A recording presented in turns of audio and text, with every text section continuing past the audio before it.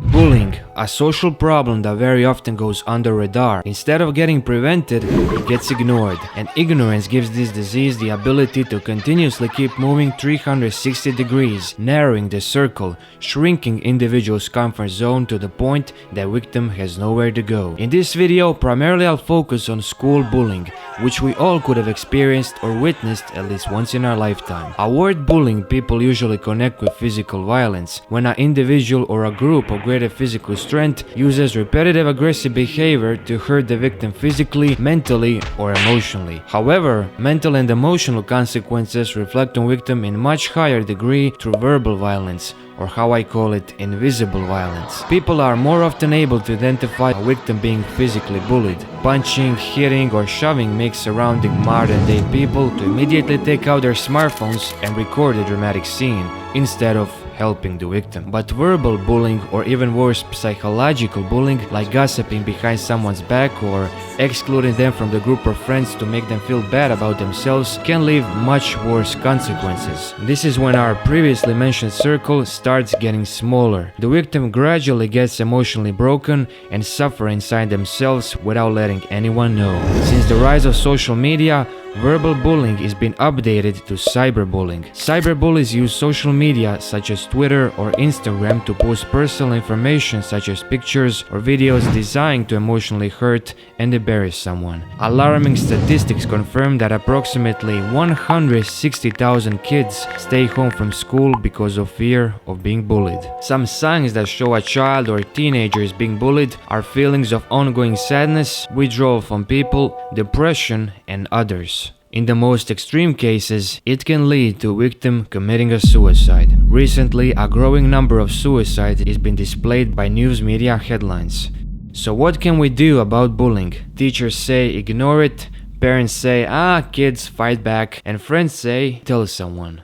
I personally admit that I was being bullied in elementary school, which I had attended from 2008 to 2016. And guys, I'm making this video to hopefully help you in some way if you're being bullied or ever experienced it. But before we continue, just make sure you hit that subscribe button to not miss any future content. So, parents cannot predict the personalities of other students with which their own child would spend about 8 years of their life in elementary school. I was unlucky with particular classes led into. Physical and verbal violence was present every single day and just got worse over the years. According to statistics, bullies usually target someone based on their sexual identity, religion or race, social status, or appearance. In my school, there was this bigger group of dominating looking guys, and to fit in, you had to have a specific set of features like being into aggressive sports such as boxing, wear sportswear instead of jeans, or especially exclude buying anything that's pink. Obviously, this forced identity of almost a gangster looking guy forbidden any development of yourself as an individual person. Bullies from my school could be divided into 3 groups.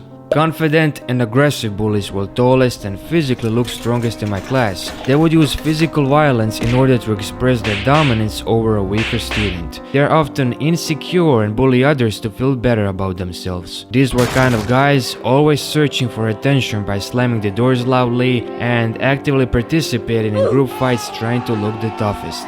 Sneaky bullies used verbal violence in secret. They will usually meet in group and whisper behind someone's back in order to gain control of your emotions. Making fun of individuals' looks, name-calling, spreading rumors are just some of characteristics of sneaky approach. By experimenting, they're curious how far they can go. Probably the worst kind of bullies in my class were fake friends. Fake friends can be blessed with the ability to easily make new friends and pretend to be your friend while in the meantime they're doing hurtful things behind your back. I was surrounded by all these 3 types of bullies in my class. But there was only one aggressive bully, 6.5 feet tall basketball player searching for targets, usually someone weaker who's unable to defend himself from his giant shadow. I was skinny, wasn't into sports, and had a high-pitched voice which made me a perfect target. My ignorance allowed him to constantly use physical violence at me to the point I started even avoiding going to school by 7th grade. Most common way of bullying he would apply is sneaking behind your back and suddenly slapping your neck with his wet hands. laughing how he was at the bathroom, pissed his hands, and that's why they were wet, which wasn't the truth. Apparently, he was suffering from mental issues, which was like an excuse for his behavior, and professors would never do anything about it. It's interesting how sometimes he would say he's sorry himself for slapping me, like he just can't help it. He would get aggressive whenever I would try getting attention in my class, which apparently threatened his dominance. Staying quiet in my class made me feel safer, so I became an introvert and lost all the confidence. The second group of sneaky bullies weren't appearing physically tough as him, so they would use verbal assault. Almost a chubby-looking bully with his face covered in pimples was also bothering me. His words managed to hurt me even more than being slapped physically by the first guy. The most negative consequence the bullying caused was that I became a bully myself. I joined a circle of bullies that was shrinking around me, leaving me nowhere to go. I could have emotionally totally collapsed or become a bully myself. So I started grabbing my little brother by his head sometimes. Over the years, I realized how bullying couldn't be really stopped through a peaceful way, which I tried numerous times. Teachers lacked authority over the class, which made bullies feel superior and never afraid of teachers' punishments.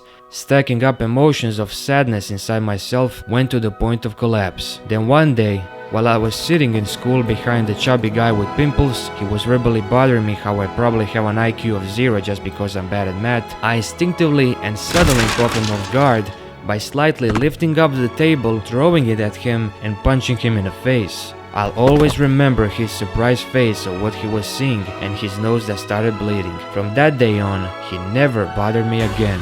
Sadly, the aggressive bully still continued slapping my neck. But what disappointed me the most is that my friends never helped me. Instead, some of them even laughed. Later, I realized that my so-called friends were just fake friends.